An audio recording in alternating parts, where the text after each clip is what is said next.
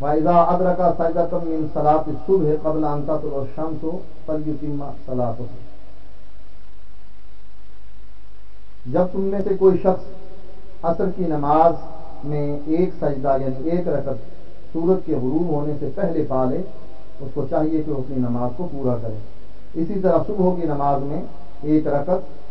اگر وہ سورج کے طلوع ہونے سے پہلے قبل ان تطلع الشمس سورج کے طلوع ہونے سے پہلے پا لے فلیتم صلاتہ، اس کو چاہیے کہ اپنی نماز کو پورا کرے۔ یہی روایت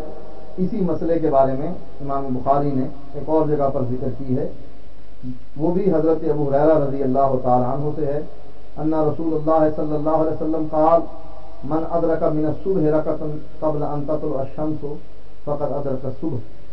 جس شخص نے صبح کی نماز کی ایک رکعت سورج کے طلوع ہونے سے پہلے پا لی فقد ادرک الصبح، اس نے صبح کی نماز پا لی۔ ومن ادرک رکعۃ من العصر قبل ان تغرب الشمس فقد ادرک العصر، اور جس نے عصر کی نماز سے ایک رکعت سورج کے غروب ہونے سے پہلے پا لی، اس نے عصر کی نماز پا لی۔ یعنی صبح کی نماز سورج کے طلوع ہونے سے پہلے جو ایک رکعت پڑھتا ہے اس کو صبح کی نماز پا لیتا ہے، اس کو اپنی نماز کو پورا کرنا چاہیے، اور یہی حال عصر کی نماز میں ہے۔ یہ رقم الحدیث 579 ہے، باب من ادرک من الفجر رکعۃ، باب ہے کہ جو فجر کی نماز میں ایک رکعت پا لیتا ہے۔ بخاری کی یہ روایات اپنے مسئلے میں اتنی واضح ہیں کہ اس کا انکار ناممکن ہے، لیکن چونکہ احناف کا وتیرہ ہی یہ ہے کہ انہوں نے کتاب و سنت کے مقابلے میں اپنے ائمہ کے قول کو ترجیح دینی ہے، اس لیے مفتی رشید احمد ارشاد القاری صفحہ نمبر 412 پر یہ بات کہتے ہیں، غرضے کے اصول کا تقاضا یہ ہے کہ صورت تطبیق اختیار کی جائے، اس لیے کہ فجر اور عصر دونوں نمازیں صحیح ہونی چاہیے جیسا کہ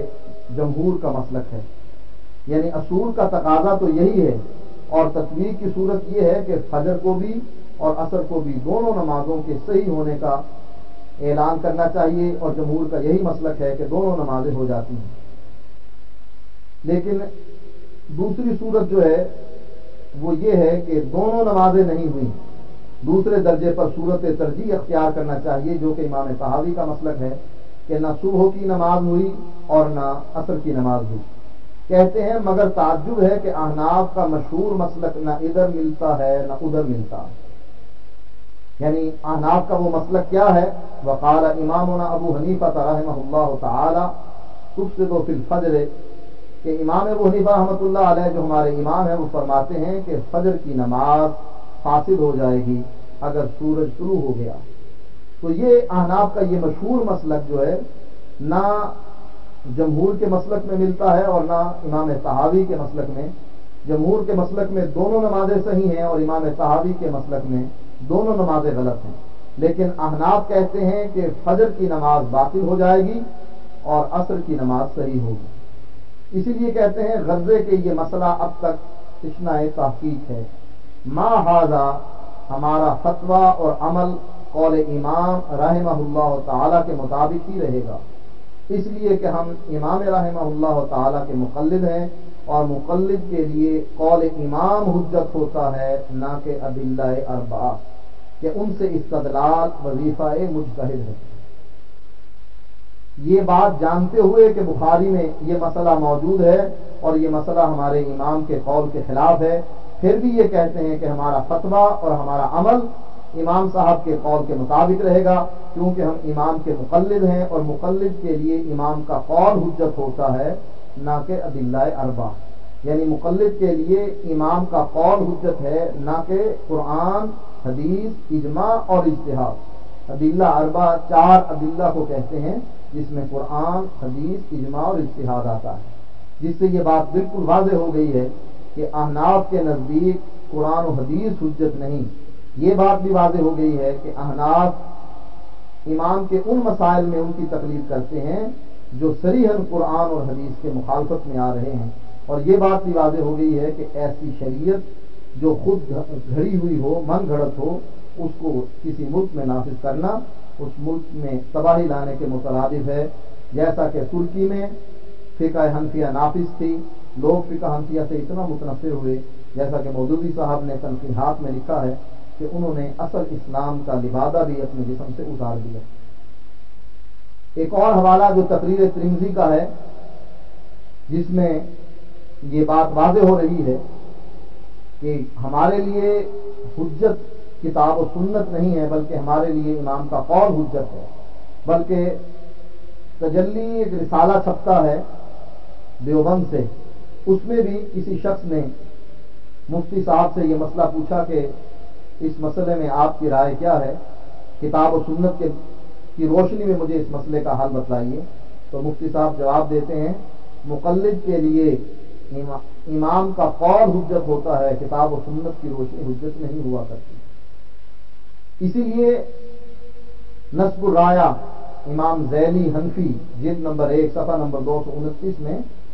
یہ بات یہ لکھ چکے ہیں، وَهَٰذِهِ الْأَحَادِيثُ أَيْضًا مُشْكِلَةٌ عَنْ مَذْهَبِنَا فِي الْقَوْلِ بِبُطْلَانِ صَلَاةِ الصُّبْحِ إِذَا طَلَعَتْ عَلَيْهِ الشَّمْسُ۔ یہ احادیث جو بخاری میں موجود ہیں، یہ ہمارے اس مذہب میں اشکال پیدا کر رہی ہیں اس قول میں کہ صبح کی نماز باطل ہو جاتی ہے کہ جب سورج طلوع ہو جائے۔ یعنی ان احادیث کی وجہ سے ایک عام آدمی یہ کہنے پر مجبور ہے کہ احادیث کو تسلیم کیا جائے، لیکن احناف چونکہ احادیث کو حجت نہیں مانتے امام کے قول کے، جب خلاف آ جائے، جیسا کہ نور الانوار میں بھی یہ بات موجود ہے کہ اگر حضرت ابو ہریرہ رضی اللہ تعالیٰ عنہ ان عرف بالعدالت والضبط دون الفقہ کانس و ابی ہریرہ تھا، کہ اگر کسی راوی کی عدالت معروف ہو، اس کا ضبط محفوظ ہو، وہ بھولنے والا نہ ہو، لیکن اس کے اندر فقہ نہ ہو، جیسا کہ حضرت ابو ہریرہ اور حضرت انس ہیں، تو ان کی حدیث کو رد کر دیا جائے گا۔ جیسا کہ ایک حدیث آتی ہے